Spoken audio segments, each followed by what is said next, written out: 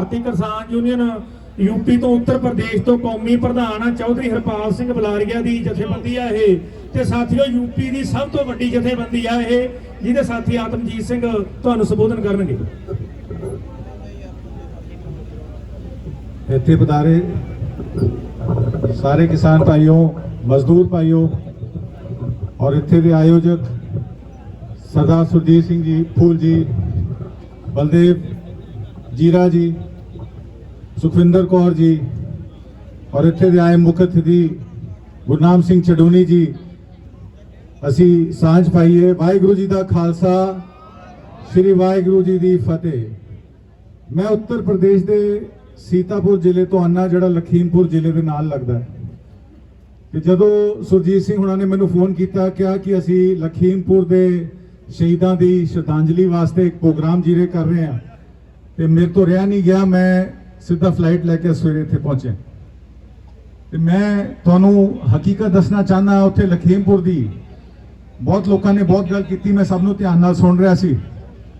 दो तीन गल्लां तुहानूं पता होणियां चाहीदियां कि जिहड़ा ये कांड होया है लखीमपुर, गड्डी चढ़ाई गई जबरदस्ती, 4 किसान और एक साडा मीडिया का भरा सीगा रमन कश्यप, उन्होंने मारिया गया।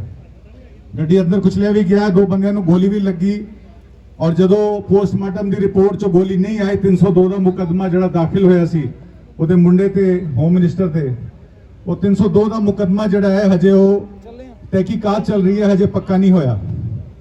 ते 120 का मुकदमा दाखिल होया होम मिनिस्टर अजय मिश्रा टहनी ते वो भी अजे कन्फर्म नहीं होया, क्योंकि अजे कोई तहकीकात चल रही। उन्होंने 6 बंदियों को अरेस्ट किया जुडिशल कस्टडी च, और उहदी इंक्वायरी किद्दां होएगी तुसीं सब जानदे हो। होम मिनिस्टर का मुंडा है, पुलिस उहदे अंडर है, थोड़ी सारी जेलां उहदे अंडर है, की इंक्वायरी होएगी, की रिपोर्ट आएगी, असीं सब जानते हैं। मेरा ये गल कहने का भाव यह है कि तुसीं ये समझ लो, जिहड़ा मोदी है वो कहते मोदी हर चीज सोच समझ के करता है, तो उन्हें होम मिनिस्टर एक गुंडे को बनाया है, तो वो भी सोच समझ के ही बनाया होएगा। और जिहड़ा लखीमपुर च कांड वरपिया है, तो वो भी उन्हें सोच समझ के ही किया है। वो इस आंदोलन नूं ये दिखाने की कोशिश कर रहा है कि एक सिख समुदाय का आंदोलन है।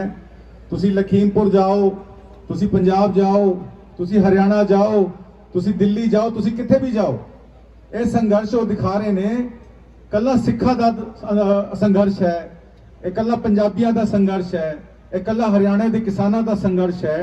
ये किसानी एकता नूं तोड़न की एक बहुत वड्डी साजिश है। असी इस साजिश तो बचना है। सब ये गल नूं विचार रहे सी कि अगे की कार्रवाई की जाए। मैं अगे की गल ही करांगा, पिछे सारे लोगों ने सब अपनी गल्लां कीतियां। एक गल मैं इहदे पॉइंट आउट कर देना कि तुहानूं ये सबने कहा कि BSF का जिहड़ा अधिकार है 15 किलोमीटर तो 50 किलोमीटर कर दिता गया। ये किसी ने दसिया नहीं कि गुजरात का 50 किलोमीटर का अधिकार 15 किलोमीटर कर दिता गया। उसकी वजह यह है कि अहमदाबाद च अदानी दे पोर्ट है, उत्थे 3000 किलो हशीश फड़ी गई और जून के महीने 25,000 किलो हशीश उतों निकली है। उसका प्रूफ उतों NDPS के जड़े बंदे ने उन्होंने खबर मिली कि 25,000 किलो हशीश निकल चुकी सी और 9,000 किलो कली फड़ी गई। तो यह मतलब यह है कि गुजरात के पोर्ट जड़े ने जड़े प्राइवेट बंदियां के हथ दे दिते गए ने, उन्होंने कोई कार्रवाई नहीं होगी, उन्होंने कोई BSF नहीं जाएगी, उन्होंने कोई CRPF नहीं जाएगी।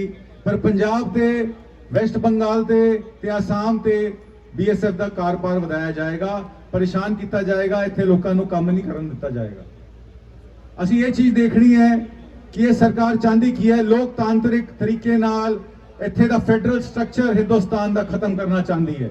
वो सानू मजबूर करना चाहती है कि असी अपने हाथ च कोई शस्त्र चकीए, कोई अस्त्र चकीए, पर असी संयम बरतना है, असी शांति नाल काम करना है, असी कलम दी जोर नाल ही इन्हों इस आंदोलन च असी इन्हों पराजय करना है। असी तैश च नहीं आना। असी एक गल तुसी ध्यान रखो, एक बंदे दी रोज दी आय 1000 करोड़ रुपया है। एक स्टडी आई, कहते जी मुकेश अंबानी की आय 726 करोड़ रोज आती है, गौतम अंबानी की 1000 करोड़ है, और एक किसान की आय हिंदुस्तान च ₹27 है, मात्र ₹27 पर डे। मतलब कि एक किसान 20,000 रुपया भी साल का नहीं कमाਉਂਦਾ, पर डियरनेस अलाउंस एक स्टेट गवर्नमेंट एम्पलॉय का, एक रेलवे एम्पलॉय का, एक सेंट्रल गवर्नमेंट एम्पलॉय का साल का 20,000 तो उत्ते है।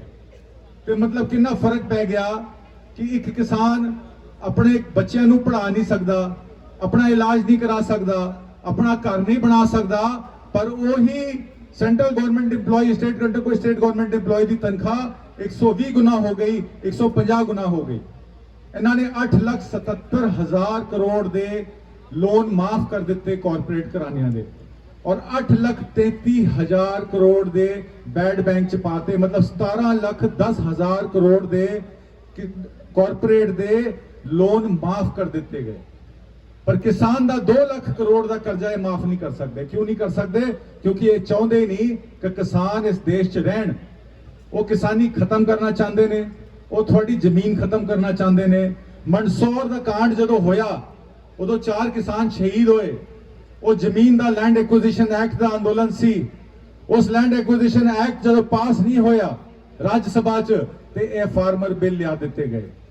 तुसी कहते हो कि ये फार्मर बिल एक ਇਹਦੇ ਚ ਗਲਤ ਕੀ ਹੈ, ਇਹਦੇ ਚ ਕਾਲਾ ਕੀ ਹੈ।